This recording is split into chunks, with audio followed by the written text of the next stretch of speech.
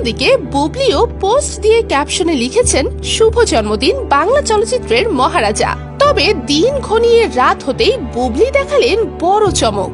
বুবলি শাকিব খানের বাসায় কাটানো কিছু মুহূর্ত শেয়ার করে বসলেন সোশ্যাল মিডিয়ায়, যেখানে একটি ভিডিওতে বাবা শাকিব খানের কোলে বসে সামনে বিশাল একটি কেক কাটছেন বীর। কেকে লেখা আছে হ্যাপি বার্থডে ড্যাডি, তার নিচেই বুবলি জুড়ে দিয়েছেন আমাদের মহারাজা।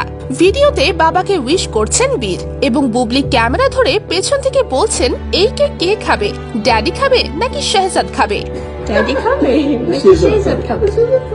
বাবা ছেলের খুনসুটি মাখা মুহূর্তে ছেলেকে কেক খাওয়ালেন বাবা, আর পিছন থেকে হাসিতে লুটিয়ে পড়লেন মা বুবলি। এই মুহূর্তটাকে যেন ক্যামেরা বন্দি করে স্মরণীয় করে রাখলেন বুবলি। আর বুবলির কাটানো এই মুহূর্ত দেখে বুবলি ভক্তরা আশায় বুক বেঁধেছেন, আবারও একসাথে দেখতে চেয়েছেন তাদের।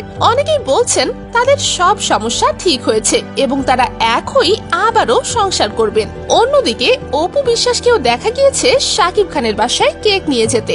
বুবলির মতো অপু বিশ্বাসও বিশেষ কিছু মুহূর্ত পার করেছেন শাকিব খানের বাসায়। তো ভিউয়ার্স, আপনারা কি চান আবারও বুবলি ও শাকিব খান এক হয়ে যাক, নাকি অপু বিশ্বাস ও শাকিব খানকে এক দেখতে চান? তা অবশ্যই কমেন্ট করে জানাতে ভুলবেন না।